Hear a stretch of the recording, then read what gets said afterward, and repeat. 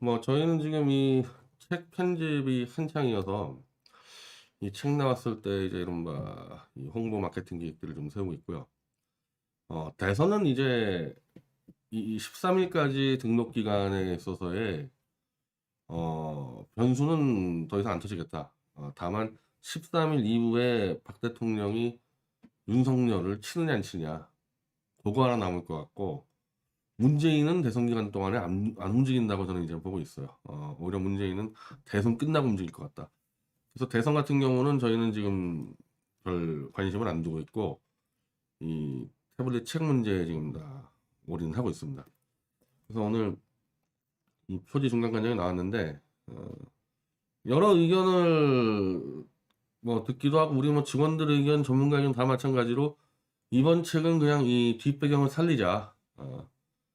이렇게 이 영장 실질 심사할 때 이 오마이뉴스 기자가 찍은 사진인데, 그냥 이게 너무 잘 나와서 요 뒷배경, 특히 요 카메라 기자, 이게 워낙 멋있게 나와가지고 이거를 이 아웃포커스 처리하지 않고 그냥 그대로 살려이고, 다 가렸어요. 이 기가 막히게 얼굴이 가려져가지고 초상권 침해도 없는 걸로 이제 판단이 돼서 이렇게 가고요. 이 제목은 변희재의 태블릿 반격에서 막 그대로 가는 거고, 요 띠는 지금 안 쓰는 걸로, 요렇게 이게 색깔만 변형되고 띠는 없는 걸로 되어 있습니다. 사실 저도 책을 사면은 이렇게 띠가 있는 게 굉장히 불편해요, 보관하기에. 이게 이제 서점에 두면 다 이렇게 눈에 띄는데, 이렇게 띠가 있으면요, 이게 들고 있으면 이제 집에서 보관하는 게 불편한데, 또 이게 띠를 한번 두르려고 그러면은 한번 작업이 되기 때문에 책이 그만큼 연기가 됩니다, 인쇄할 때. 이건 띠를 사용하지 않고 그냥 인쇄로 그냥 같이 들어가는 겁니다. 검찰과 JTBC 5년 만에 태블릿 최소한 것이 아니다. 이렇게 바꿨네요, 카피를. 독자들은 이 책을 읽고 공감 이전에 분노와 공포를 먼저 느낄 것이다.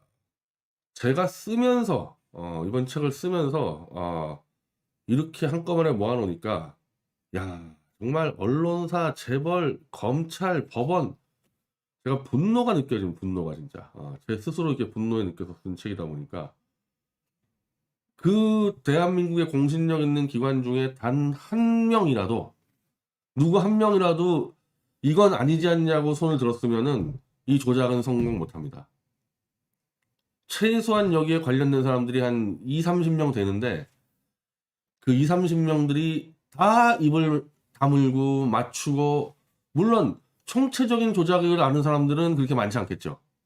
근데 각 부분에서 자기 직분을 지키고 자기 직업의 윤리를 지켰으면요, 이거는 이렇게 될 수가 없어요. JTBC 단계, 검찰 단계, 특검 단계, 법원 단계에서 판사, 검사, 수사관, 기자 모두가 자기 직업의 윤리를 어기고 조금씩 다 조작에 가담하면서 이런 사태가 벌어진 겁니다. 그 내용이 다 이제 상세하게 실려져 있거든요. 아마 분노와 공포를 느끼게 될 겁니다. 이건 아마 좌익이 보더라도, 좌익 성향의 사람들이 보더라도 이거는 분노를 하게 될 거예요. 그리고 여기다가 이제 태블릿 조작의 공범인 청와대의 배신자들. 한마디로 탄핵의 청와대 배신자들의 역할이 굉장히 크다는 게 이번 책에서 좀 새롭게 이 제기한 문제죠. 지금까지 이 청와대 배신자들은 숨어 있었잖아요. 제가 여기에 한 10페이지 이상으로 이 청와대 배신자들이 어떻게 탄핵에 가담했는지를 다 설명해 놨습니다. 여기 아마 책에 되면 이제 좀 많이 부각이 될 텐데, 검찰이 태블릿 실사용자 은폐 위에 요금 납부 내역 계약서까지 위조했다. 이런 정도 카피고, 요거는 이제 뭐 김한수, 윤석열, 홍석현이 뒤쪽은 제가 관여 안 했는데, 이 추천사를 최성원 씨하고 김인성 교수 거를 이제 인용을 해가지고 이렇게 좀 박아놨습니다. 그래서 책이 언제 나오느냐? 아마 이 책이 지금 인쇄로 들어갔을 때 한 다음 주 수목 정도에 나올 것 같습니다. 다음 주 수목 정도에.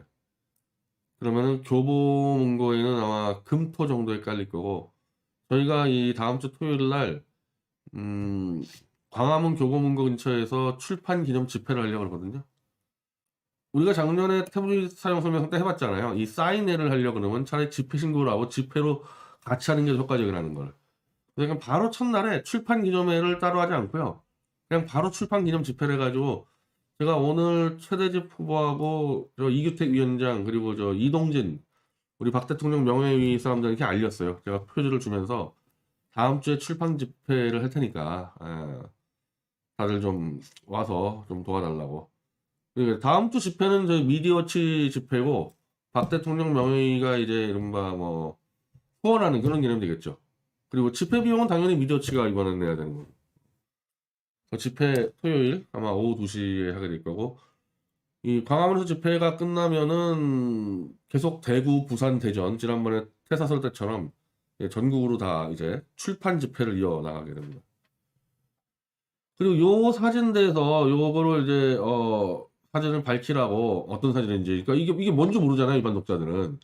그러니까 이게 구속영장 실질 심사할 때 그 사진이니까 여기서 기자들에게 포토라인이죠. 이제 포토라인이 없어졌어요. 이제 대한민국에서 포토라인에 서가지고 이 기자회견하는 장면인데 이게 좀 독특했긴 독특했을 겁니다. 왜냐하면 일반적으로 피의자들은 이게 나와가지고 법정에서 뭐 내가 모든 걸 밝히겠습니다. 뭐 할 말 있습니까? 할 말 없습니다. 이렇게 빨리 가는데 저는 그 당시에 이게 구속되기 전날이죠 따지면은 그러니까 구속되기 전날까지도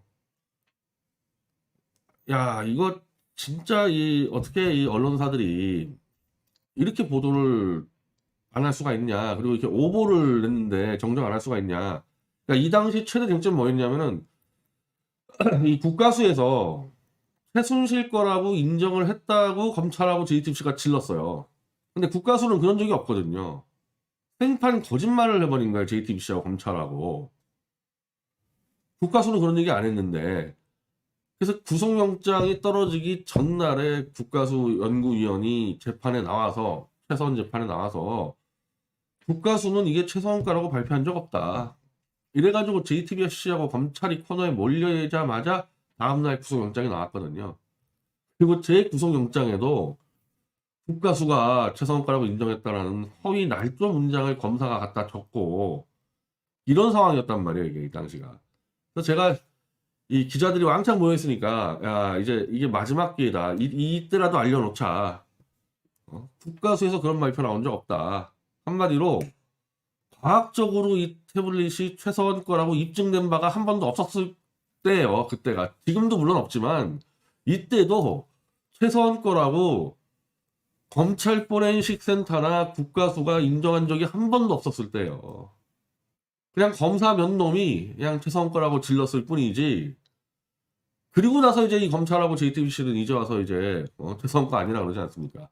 그러니까 그때 워낙 제가 답답했기 때문에 기자가 많이 모이니까 워낙 좋더라고. 신났죠 제 입장에서는. 뭐 구속이고 뭐고 그건 다음 문제고. 요때 나한테 아마 1분인가 2분이 주어질 텐데 요 1, 2분 안에 요 기자들에게 내가 얼마나 이 간단 명료하게 이 상황을 설명할 수 있을까. 그래서 이 중앙지법으로 올 때부터 제가 계속 외웠어요.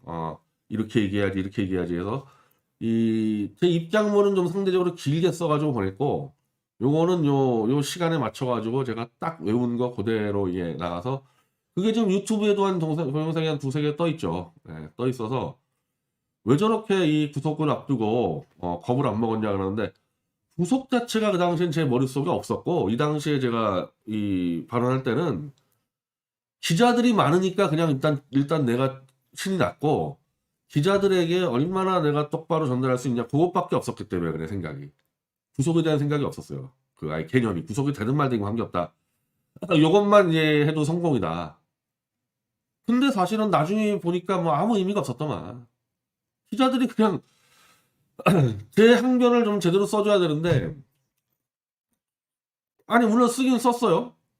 근데 그러면은 기자라면은 아니 검찰의 구속영장에는 국가수가 최서원 거라고 인정을 했다가 나오는데 저는 아니라고 얘기했잖아요. 그럼 두 개를 비교해서 써줘야 되는데 그런 게 없어. 검찰 불러주면 쓰고 제가 불러주면 쓰고 이러니까 기자들이 무슨 속기사냐 얘기가 나오는 거거든요. 양쪽의 주장이 다르면은 비교 분석해가지고 판단을 내려줘야지. 그런 기사가 하나도 없었기 때문에 그냥 저도 그냥 할 말 없습니다고 들어갔어도 전혀 문제가 안 되는, 저는 여기서 기자들 한 두세 명 정도는 깨우겠다는 생각하고 갔는데 이 개돼지들이 안 깨어난 거죠. 기자들이 그냥 갔었어도 되는 거예요. 이럴 필요 없이. 어찌 보면은 제 앞에 들어갔던 사람들이 할 말 없다고 들어간 이유도, 야 어차피 질러봐야 안 되는 거 그냥 조용히 들어가자 이랬을 수도 있을 것 같아요. 여기서 아무리 똑바로 설명해도 이 기자란 놈들 개돼지들이 제정신으로 기사 안 쓰니까. 다만 이제 이런 식으로 하니까 이제 일반 제3자들, 이제 시청자들 볼 때는 저 친구 뭔가 억울한 게 있나 보다 이런 거 주겠죠. 이게 최악이 뭐냐? 법정에 나가서 다 밝히겠습니다. 이렇게 돼버리면은 이 시청자가 볼 때는 저희는 뭔가 좀 걸리는 게 있구나 이런 거고, 그냥 뭐 당당하게 다다다다 얘기하니까 아 뭔가 할 말이 있구나, 이제 일반 시청자들에게는 그런 이미지는 전달이 됐고, 그게 사진에서 가장 잘 나온 사진이에요 이게. 그래서 아마 SBS 거 이 유튜브에 영상이 있거든요. 영상을 보시면은 그때 장면이 정확하게 다 나옵니다 이게.